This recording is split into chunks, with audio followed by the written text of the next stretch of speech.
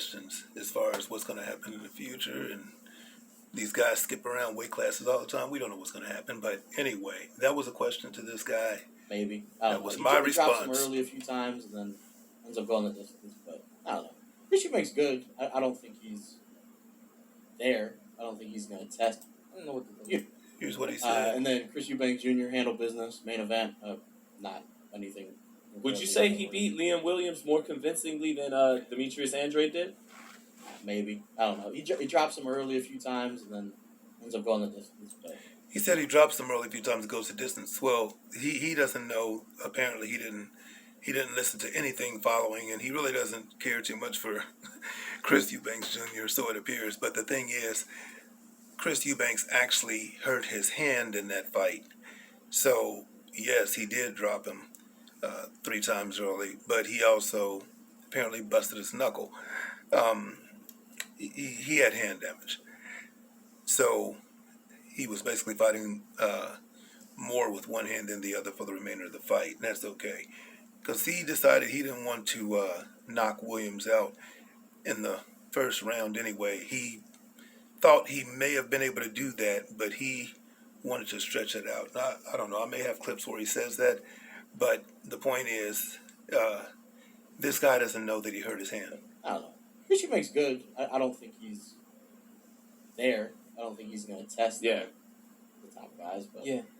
I don't know what to think about him, Chris. I don't know what to think. You know I'm a fan of Pop, so I'll always support him at least to an extent. Sean Porter. Is he and I say this with respect because it means he has a lot of talent. Is he an underachiever given his speed and Sean Porter has an interesting take on this. I'm not sure he. But not. It doesn't seem like that is the too case. much. It's not because of effort or dedication. Like the guy trains hard. I was just thinking about it. Like some guys. Okay, listen. Fight safe. We look at Adrian Broner now, and we're like, yo, this dude can do so much more than he's doing. And that's a little crazy.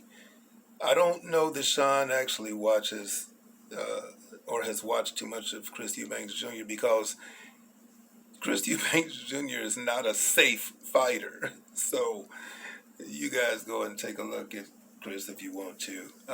This is probably a boring commentary to some of you, but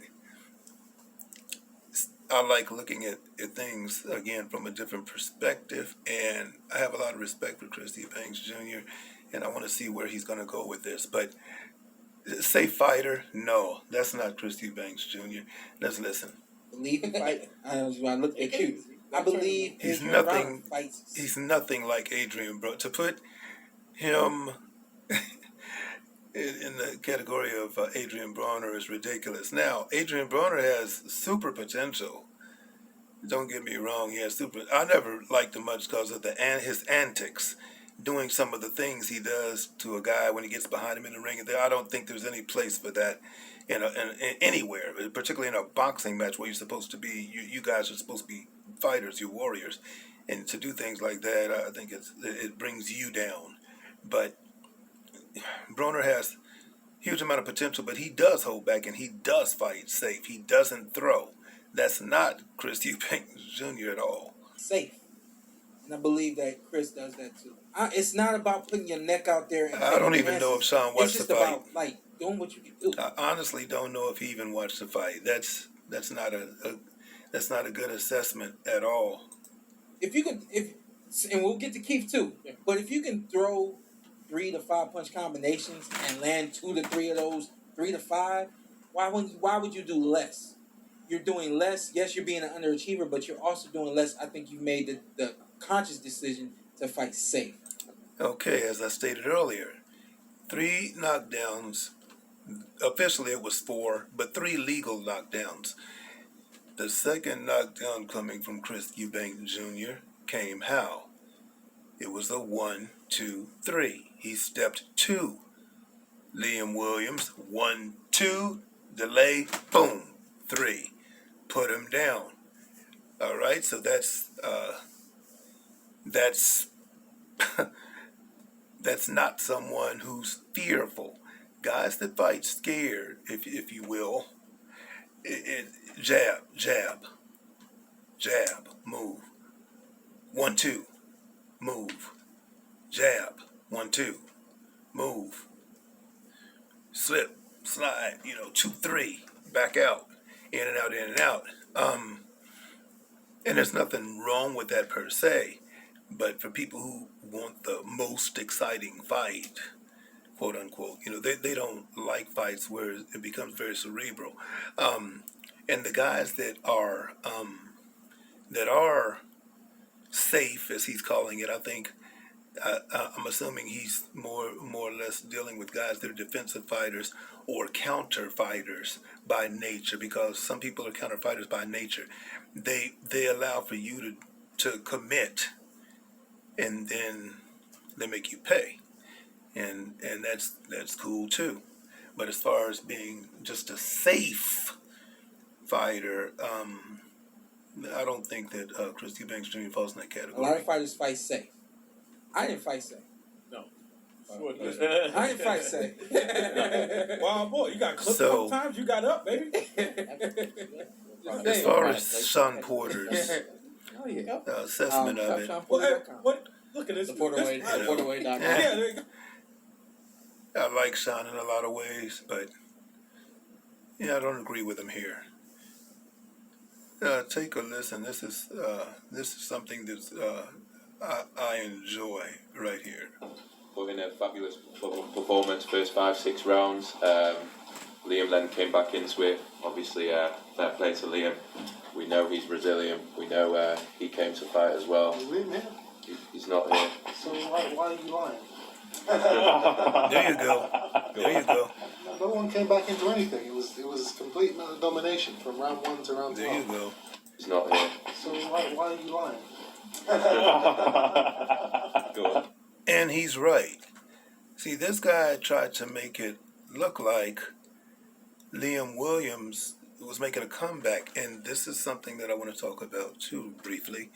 If you were to listen to the commentators during the course of that fight, you would think that Liam Williams was very much in the fight. Now, I can't remember exactly how the scorecards were, but some of the guys who were doing their own scoring had Liam Williams winning like round 5, 6, 7, 8, 9, something along those lines. But I don't know what they were looking at, and this is what you have to be careful of in these sports or anything, any type of competition where you're dealing with judges. You don't know what these people are going to do, and so you have to.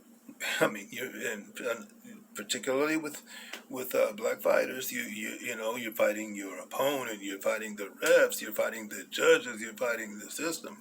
So, whereas I think that Chris Eubank Jr. did a beautiful job, and as I say, put on a clinic. I think it may have been wise if he could have taken him out, to just go ahead and take him out, because you just don't know what these people are gonna do. Case in point, what this guy is saying here. He came to fight as well. Is Liam here? He's not here. So why are you lying? I No one came love. back into anything. It was complete domination from round 1 to round 12. That's the truth. I love Obviously, his the Welsh candor. crowd were brilliant. Thank you for all the press for coming. Amazing You turnout. can't just back down We'll from open these up guys questions. Firstly, when they sit up and play make believe, and that's what this guy's doing. He's playing make believe. You don't want to give them that kind of power. And the way Chris stepped in and made sure that he made it plain. I like that. I like the fact that he's not one of these guys that's afraid of what may come, because he's telling the truth. I like that. So he's a strong guy. Fight, that's clear for us. We look at the situation with Andrade moving up to a gentleman fight for that, and of course, world titles are important for me as a promoter. We like big fights, and there's some other interesting names out there.